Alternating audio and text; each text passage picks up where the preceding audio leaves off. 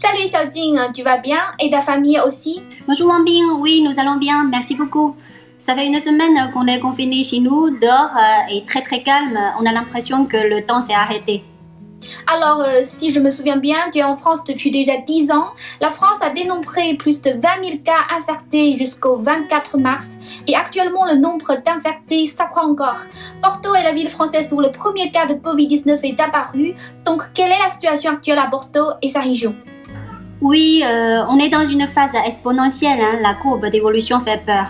À ce jour, 612 cas sont confirmés en Nouvelle-Aquitaine, dont 106 à Bordeaux. Il n'y a pas eu de foyer infectieux important dans la région, c'est une chance, mais les 300 lits de réanimation à CHU de Bordeaux sont déjà remplis. Quelle influence cette épidémie de Covid-19 a-t-elle sur le quotidien de ta famille, par exemple le shopping, les sorties, l'école des enfants, etc.? La vie est totalement différente sous la pandémie. Les écoles sont fermées. Je suis obligée de m'occuper des enfants. La maîtresse nous envoie le travail par mail. J'organise les enfants à faire la classe à la maison. Pour faire les courses, normalement on est autorisé d'aller dans un supermarché à proximité, mais je préfère commander par internet avec la livraison à domicile. Psychologiquement, c'est dur d'être confiné à la maison avec 2 enfants de bas âge.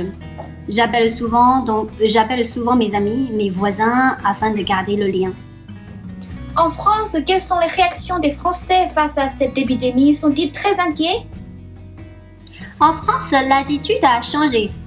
Au début, presque tout le monde disait que ce n'était qu'une petite grippette, ça passerait tout seul. Le taux de mortalité est faible. Seules les personnes ayant des pathologies risquent. La grippe hivernale tue beaucoup plus de monde en France.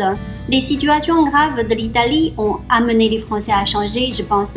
Il me semble qu'ici, on découvre avec décalage ce que l'on sait déjà en Chine sur ce nouveau coronavirus, sa dangerosité, ses façons de transmission, ainsi de suite. Aujourd'hui, la prise de conscience est faite et la peur est arrivée avec. Et pour tes amis en France, quelles mesures ont été prises pour la prévention des maladies?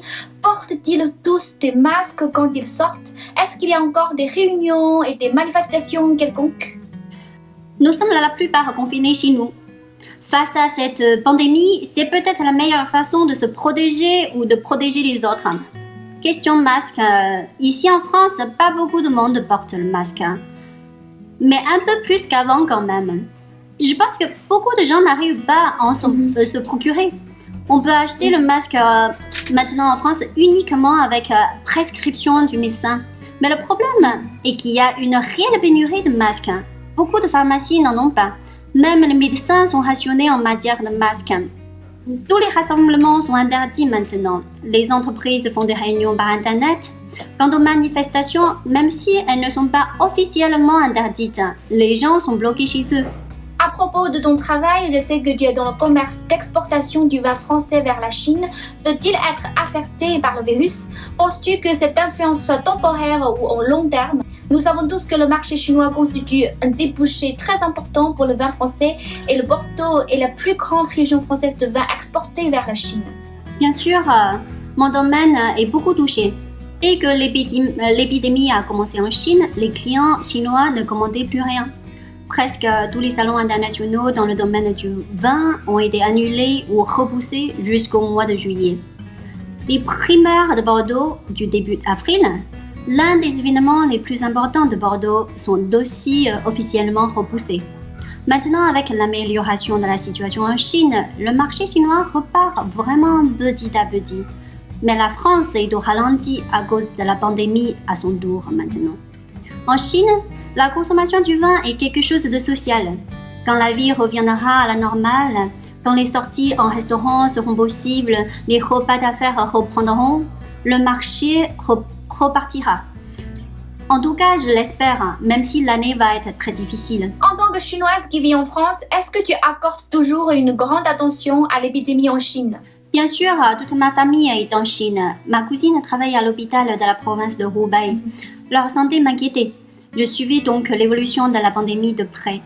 Durant la période de pandémie, malheureusement, 2 membres de ma famille ont été infectés.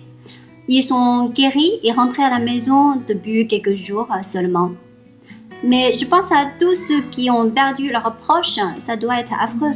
Notre pays a mobilisé tant de personnes dans ce combat. Le corps médical fait un travail colossal et admirable. Ces médecins, ces infirmières, ces scientifiques, ils sont nos héros. Nous tous leur devons le respect. Selon toi, quels sont les avantages en matière de ressources médicales du moyen de gestion de la France pour lutter contre cette épidémie? Qu'est-ce qu'il reste à améliorer? Question médicale, plusieurs traitements sont en cours d'essai. La Chine a permis d'avoir tous les rapports scientifiques des chercheurs chinois, et ça c'est un avantage.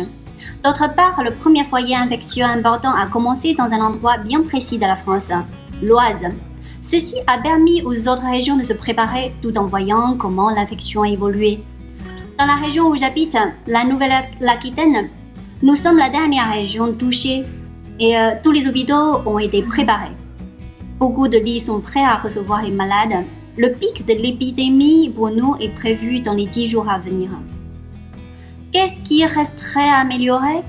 Peut-être de généraliser un dépistage généralisé des personnes infectées et de mettre ces gens-là en quarantaine.